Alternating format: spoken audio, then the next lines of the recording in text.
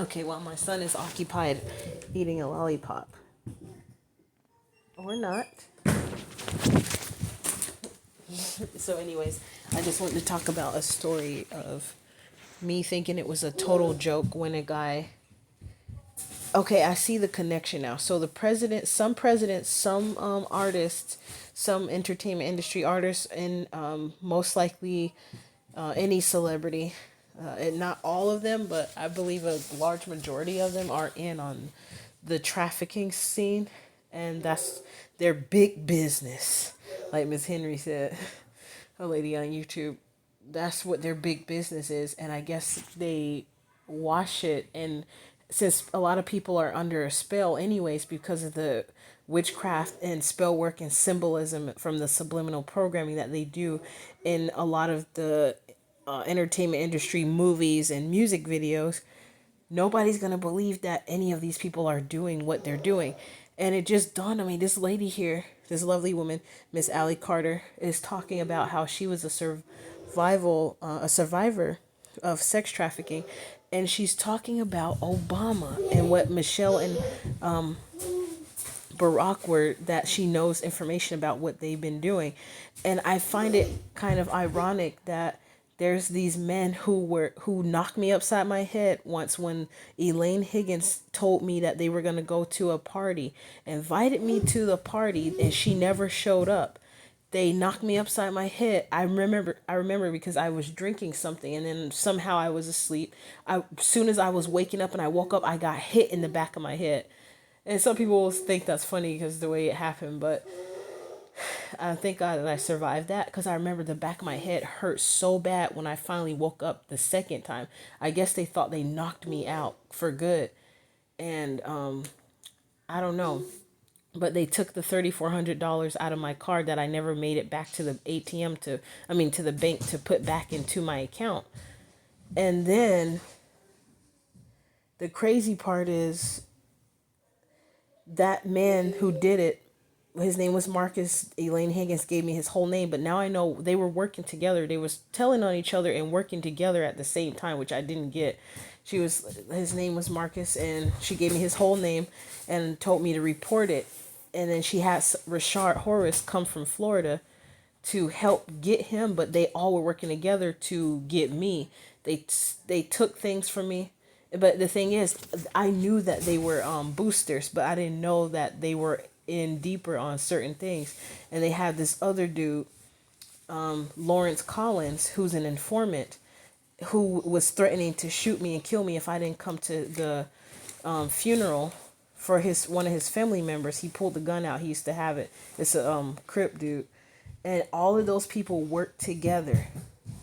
They live around here. I don't know why they ain't come and kill me. One time they threatened me. I literally waited outside for them because I was so angry after I found out some information. Like, they took my money and then they wanted to threaten me, act like I didn't do things for them, like watch her children while they went out on their missions and stuff.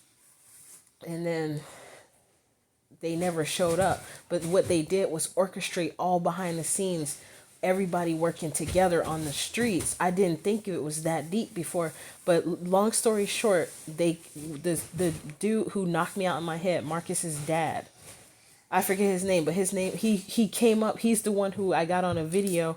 I don't think I got him on video, but he came by a few months ago. He popped back up out of the blue again. He was walking down the street when I was outside at that same time. And that's the man who kept trying to invite me to an Obama party. He said the Obamas invited. I'm like, how the hell the Obamas know you? And I said, if they know your ass, I don't want to know the Obamas if they hanging out with somebody like you. Because then that's when I started seeing, I was like, well, if that was true, that just goes to show and then I just blew it off. But I remember before, there was this woman named Regina that was in Hillsboro.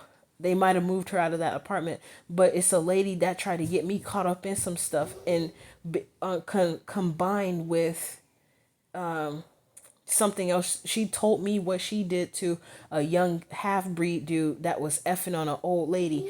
She the one who wanted him to come over there and screw around with her, but she went, I guess she said he got violent with her, but the way some of the stories she told me, I could tell she flip some of it, and because he was a so-called younger boy and he was half black, she used that against him in the system. They put him in jail and did some other stuff. I forgot what all else she said, and I hear that ding dong.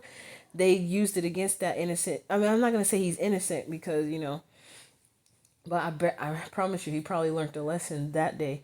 So basically, I know that she did. I felt it in my spirit too when she said what she said to me about what that boy did. I was like, I don't think she's telling me the full truth, but I get it because I was also there getting a restraining order on my I believe it was my ex-husband, but I met her there, and she was also working for the Obama campaign, and she said she knew Obama. And I'm thinking about how I kept meeting these people working with Obama campaign and the Obamas. So now I know sometimes some of these people that be campaigning for some of these people, they're some of them are the minions, the so-called minions for some of these people that's big wigs that's trafficking, and or the head leaders that's in on helping to cover it up trafficking so it stays hush hush in the city.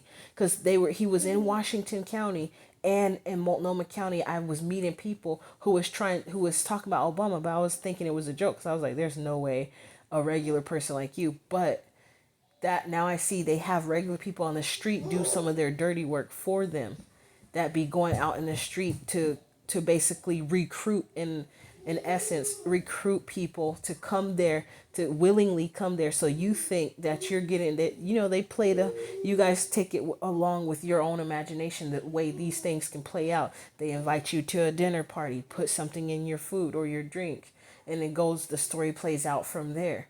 Because he tried hard. He was talking some, it was in October or November of 2022 that he was telling me about an Obama party. Then he walks up a few months ago, and he's walking with these two women, but he ignores those two women and come try to talk to me. And I was like, man, your woman's right there. He didn't care. And another thing is, he had apologized. He knew who I was. He walked up on me when I first moved into this neighborhood. Papa, no, stop. Thank you. I don't want you to cut yourself on that. Thank you.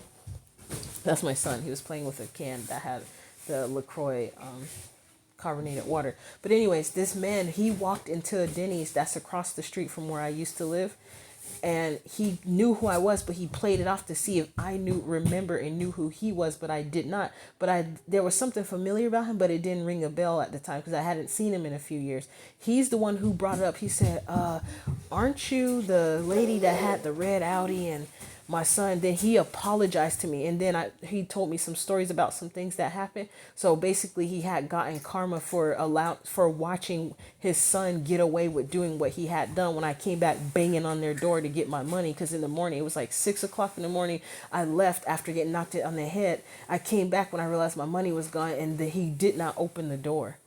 And him and his son went through so much crap, and he wound up homeless. And then he thought he was finna come and stay with me. After I figured that out, I kicked his ass out of my house because he came in there for that one night. I said, you can stay here for this one night, but you get out of here. Because I was still trying to be a kind-hearted person. I was being a kind-hearted person to morons, to people who didn't deserve it at all. And they played this card really good. The man, he sounds like a very educated man. He comes off as an educated black man that he's not involved in that stuff, but that's how some of them are educated, and their vocabulary, they have like a college vocabulary. And the thing is, the way they come off and communicate with people, you would think that they're someone who's like a legitimate businessman, and they hang out with upscale people, they have rich friends, and they in good, like they the country club type people. But then as I'm thinking on this stuff that he was telling me, I'm seeing that it's like much more sinister and is deeper. He may have known the Obamas for real, and I was right to know that if the Obamas was dealing with someone like him who knew, that's how I figured out he knew who I was. He knew who I was when he came to see me the first place. He knew who I was when he first came in that Denny's, but he was trying to see if I knew who he was. And I'm thinking about it. So now I believe this woman. I said all that basically to say I believe what this woman is saying about the Obama. She said she was dealing with political people, and she was in political people's hands. They're involved with the government, they're involved with they're involved with the military. The president has like people he know in the military, in the I was going to say the black ops, in the military and the Secret Service. So if they know people in the Secret Service and in the military, and they have these minions, these regular street looking people who had a college degree, or they were in school, but then somebody knew somebody, and then they had a friend that knew a friend, and they all were starting to work together. And so while they were working together, they were out here doing like illegal crimes, basically like trafficking women and children, setting people up. And once you know too much, like for instance, some of those same people that knew the Obamas, when I spoke to them and the conversations we had, they knew that I knew too much.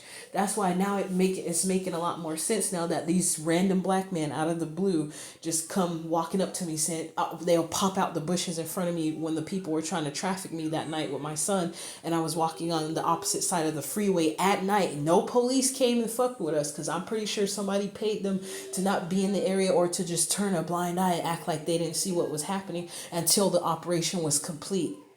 That's why random people were following me, coming up to me, telling me that be careful of the traffickers out here, because bitch, you was part of the traffickers. You were following me because a Caucasian woman came up and told me something about something I had dropped at least a couple miles back, and no one was around, at least from besides people driving by in cars. And she came walking by me saying, be careful of the traffickers out here. And something else she said, and it let me know that she had to have been somebody who was following me, because I also had a tarot card, and I dropped it way back miles on purpose. And she came and said she saw that we're not supposed to touch those when they come from other people, or something she said like that.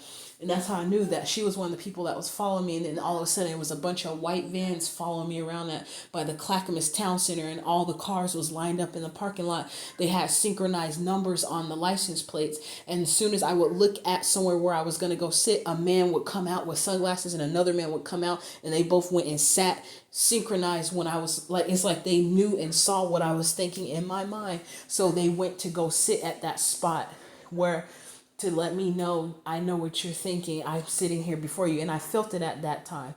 But the way I am now, I would have went, if I really wanted to sit there, I would have sat right by him, be like, well, I was looking, because I already know that I know something a little bit more deeper than that, but I'm just not going to say, because people like already think this stuff is not real, and they think we're crazy. We're the ones who's crazy. It's not my fault that most of you are under a spell where you can't see the truth about what's really going on, because it sounds too far-fetched to you. Meanwhile, it's happening right in front of your faces. It's hidden in plain sight. I know how it can be done, because I used to work with boosters that can steal in front of the manager's face while they're carrying a conversation with them. Now I know how they was getting away with the stuff so much, and that's why I knew it was total BS when I finally got caught up. But that was my fault though, because like, again, I'm going to say my intuition told me not to go with them that day. And I was an off-duty security officer.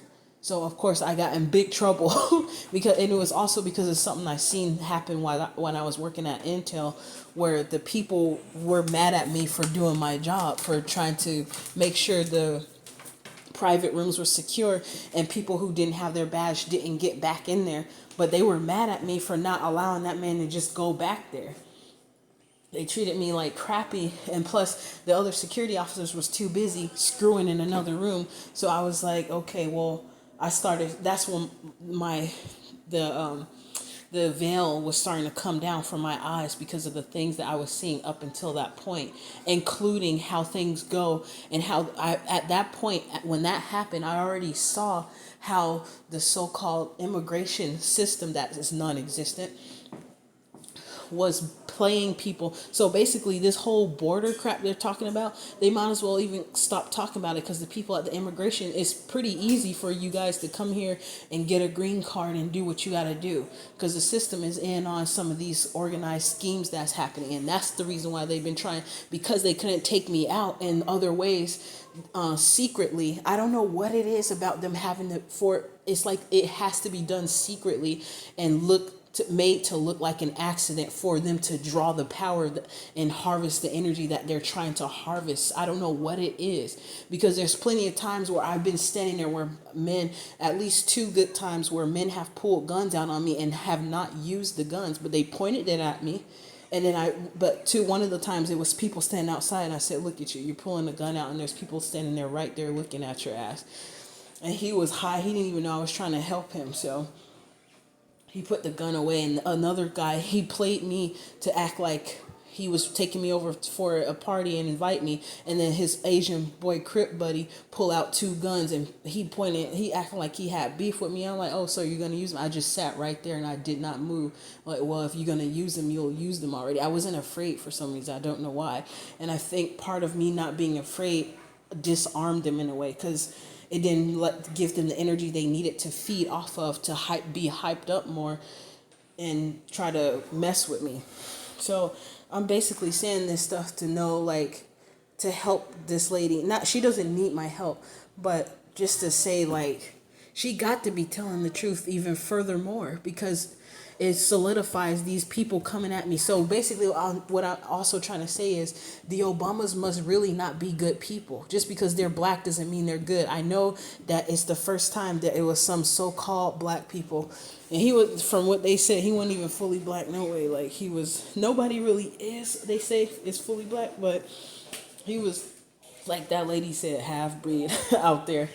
The lady, Indian lady that was trying to interrupt me. I guess she was the Indian lady. She was trying to gang stalk me because she was listening. That's why what she's saying in this video too about the cameras and the microphones, that be happening. It seems to happen to people that are either escape from the trafficking ring, or they're trying to get you into it or get you back into it, or just like to monitor you because you escaped. It seemed like those be the people that experience the gang stalking and the window shut up.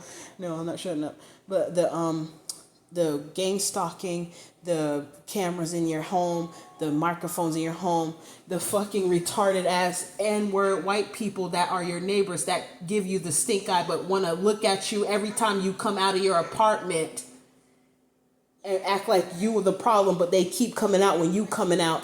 One of these days they might meet their maker. But I'm just saying that because now I see why it's being orchestrated on a deeper level. So it's forcing me, because of me not being afraid and the wrath that I want to unleash upon these people, that is what's like fueling me and motivating me to do what I'm doing now and not care about what they say and what they do. So thank you, Miss Allie Carter, for coming out and telling this truth. Thank you.